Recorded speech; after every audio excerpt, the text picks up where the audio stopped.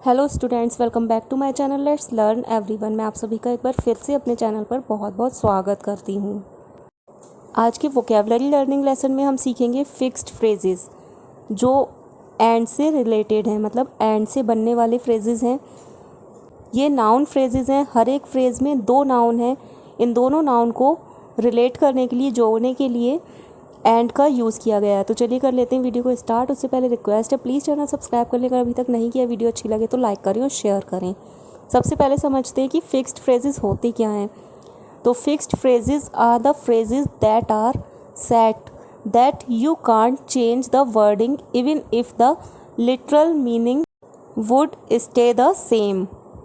मतलब fixed phrases वो phrases होती हैं जिनकी आप वर्डिंग को आगे पीछे नहीं कर सकते हैं, उनको चेंज नहीं कर सकते हैं। उनकी वर्डिंग को चाहे आगे पीछे करने या वर्डिंग चेंज करने से उनका मीनिंग सेम ही रहे। देखते हैं अपने फर्स्ट फ्रेज़ को। कौन सा फ्रेज़ है हमारा? फर्स्ट फ्रेज़ है airs and graces. Airs and graces का मतलब होता है दिखावटी व्यवहार, जो दिखाने के लिए लोगों को कुछ और होता है लेकिन वास्तव में, रियलिटी में कुछ और वो अंदर से होते हैं। तो एयर्स एंड ग्रेसेस का मतलब होता है behaviour which is elegant but unnatural and intended to impress others. मतलब जो बिहेवियर होता है वो होता तो अच्छा है लेकिन वो अननेचुरल होता है, क्योंकि वो नेचुरल नहीं होता है, सच नहीं होता है, केवल दिखावे के लिए होता है जिससे लोग उनसे इम्प्रेस हो जाएं। एग्जाम्पल देखते हैं इसका। She always puts on airs and graces because she wants to impress others. वह हमेशा दिखावटी व्यवहार करती है क्योंकि वह दूसरों को प्रभावित करना चाहती है, मतलब इम्प्रेस करना चाहती है। नेक्स्ट फ्रेज है all and sundry. All and sundry का मतलब होता है सब, सभी या हर कोई। तो all and sundry means everyone और ऑल द पीपल कलेक्टिवली और इंडिविजुअली। मतलब हर कोई, सब या सभी, यानी कि हर इंसान। I don't want all and sundry to know that I have lost my job. मैं नहीं चाहता कि सब लोग यह जाने कि मेरी नौकरी चली गई है। तो ऑल एंड सन्ड्री का मतलब सब, सभी या हर कोई। नेक्स्ट फ्रेज है bread and butter. Bread and butter का मतलब होता है रोज़ी रोटी, जीविका, जीविकोपार्जन या जीवन जीने के लिए किया जाने वाला काम। मतलब वो काम जिसे करके हम मनी अर्न करते हैं, जिससे हमारी लाइफ चल सके, हमारी जो डेली यूज़ की जो नीड्स हैं वो पूरी हो सकें उस मनी के थ्रू, उस मनी से। तो bread and butter is a job और activity that provides you with the money you need to live. जीने के लिए जो पैसे ज़रूरत होती हैं वो आपको प्रोवाइड करवाए, उसे बोलती हैं bread and butter. He doesn't write blog just for fun. Blogging is actually his bread and butter. वह सिर्फ मनोरंजन के लिए ब्लॉग नहीं लिखता है। ब्लॉगिंग वास्तव में उसकी रोज़ी रोटी है, मतलब उससे वो मनी अर्न करता है जिससे वो अपनी लाइफ को चला सके। नेक्स्ट फ्रेज़ है carat and stick. Carat and stick का मतलब होता है साम दाम दंड भेद। हिंदी में कहावत होती है साम दाम दंड भेद, उसी को इंग्लिश में कैरेट एंड स्टिक बोलते हैं।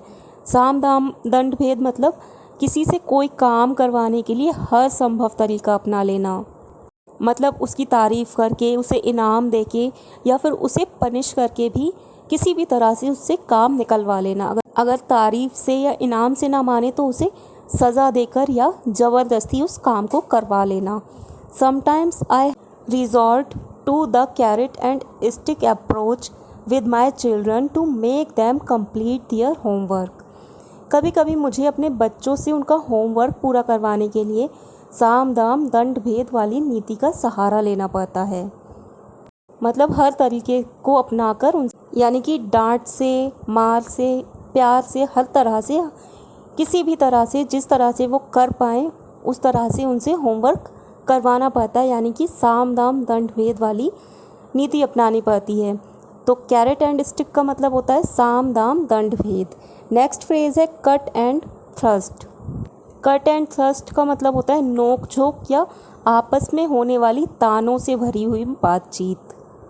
नोक झोंक मतलब लड़ाई नहीं होती है, वो एक टाइप से आपस में लोग एक दूसरे को ताने दे देकर जब बात करती हैं तो उसको बोलते हैं नोक झोंक। उनका मतलब तो एक दूसरे को हर्ट करने का होता है, लेकिन वो बहुत ज़्यादा सीरियस बात नहीं होती है। और कभी कभी ये नोक झोंक बहुत ही इंटरेस्टिंग और लोगों को खुश करने वाली भी होती है, यानी कि लोगों को एंटरटेन करने वाली भी होती है। He always enjoys the cut and thrust of his friends. वह हमेशा अपने दोस्तों के बीच होने वाली नोकझोंक का आनंद लेता है। नेक्स्ट फ्रेज है फैक्ट्स एंड फिगर्स।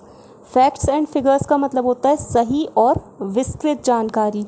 मतलब किसी चीज़ के बारे में पूरी डिटेल्ड जो इन्फॉर्मेशन होती है उसे बोलते हैं फैक्ट्स एंड फिगर्स। तो फैक्ट्स एंड फिगर्स मतलब detailed and precise information about something और समवन। मतलब किसी के बारे में सही और पूरी जानकारी या विस्तृत जानकारी। Before we take any decision we need some more facts and figures. कोई भी निर्णय लेने से पहले हमें कुछ और विस्तृत जानकारी की ज़रूरत है। नेक्स्ट फ्रेज है give and take. Give and take का मतलब होता है आदान प्रदान या लेन देन।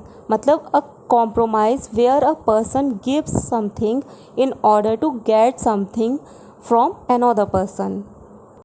मतलब कुछ पाने के लिए कुछ खोना, ऐसा भी बोल सकते हैं। यानी कि किसी से कोई चीज़ लेने के लिए उसे भी हम कोई चीज़ दें। अब ये चीज़ कुछ भी हो सकती है, चाहे तो रिस्पेक्ट भी हो सकती है, आइडियाज़ हो सकती हैं, या फिर मनी भी हो सकती है। कुछ भी हो सकता है जिसका आदान प्रदान किया जाए या लेन देन किया जाए। In every relationship there has to be some give and take. हर रिश्ते में कुछ ना कुछ आदान प्रदान करना पड़ता है, यानी कि लेन देन करना पड़ता है। मतलब अगर किसी रिलेशनशिप में हम किसी को रिस्पेक्ट देंगे तभी वो हमें रिस्पेक्ट देगा। नेक्स्ट फ्रेज है highways and byways. Highways and byways का मतलब होता है छोटे बड़े रास्ते। मतलब major and minor roads. They spent their holidays exploring the highways and byways of the country. उन्होंने अपनी छुट्टियां देश के छोटे बड़े रास्ते खोजने में बिताई। नेक्स्ट फ्रेज है hustle and Bansal. Hustle and बसल का मतलब होता है चहल पहल या भीड़ भाड़। मतलब a large amount of activity and work usually in a noisy surrounding. मतलब बहुत सारा काम होना, बहुत सारा शोर शराबा होना, जो सिटीज़ में ज़्यादातर देखने को मिलता है, उसे बोलते हैं hustle and bustle. He goes to the park to come away the hustle and bustle of the city. वह शहर की चहल पहल से निकलने के लिए पार्क में जाता है। मतलब शहर की चहल पहल या भीड़ भाड़ से निकलने के लिए पार्क में जाता है कुछ देर शांति के लिए। नेक्स्ट फ्रेज है the whys and wherefores. The whys and wherefores मतलब कारण या वजह। मतलब the reason and explanation for something. किसी चीज़ की वजह या कारण। I am not interested to know the whys and wherefores of the delay. I just want to know when the project will be completed। मुझे देरी का कारण जानने में कोई दिलचस्पी नहीं है, मैं बस यह जानना चाहती हूँ कि प्रोजेक्ट कब पूरा होगा या कब तक पूरा हो जाएगा। तो द वाइज एंड वेयरफोर्स का मतलब कारण या वजह। अगला फ्रेज है part and parcel. Part and parcel का मतलब होता है अनिवार्य अंग या अहम भाग या महत्वपूर्ण हिस्सा। Part and parcel means an essential and integral component of something. किसी चीज़ का बहुत ही ज़्यादा महत्वपूर्ण हिस्सा या अहम भाग। Working irregular hours is all part and parcel of the job of a journalist. अनियमित घंटे काम करना एक पत्रकार की नौकरी का अहम हिस्सा है, मतलब महत्वपूर्ण हिस्सा है इरेगुलर आवर्स में काम करना। नेक्स्ट फ्रेज है pros and cons. Pros and cons का मतलब होता है अच्छा बुरा, गुण दोष या नफ़ा नुकसान। मतलब the advantages and disadvantages of something. किसी चीज़ की अच्छाई या बुराई या फिर उसके गुण दोष या नफ़ा नुकसान। You should keep all the pros and cons in mind before taking any decision. कोई भी फैसला लेने से पहले आपको सभी नफ़ा नुकसान को ध्यान में रखना चाहिए। मतलब कोई भी डिसीजन लेने से पहले आपको किसी चीज़ के बारे में उसकी अच्छाई बुराई हर चीज़ का पता लगा लेना चाहिए, उसे ध्यान में रखना चाहिए।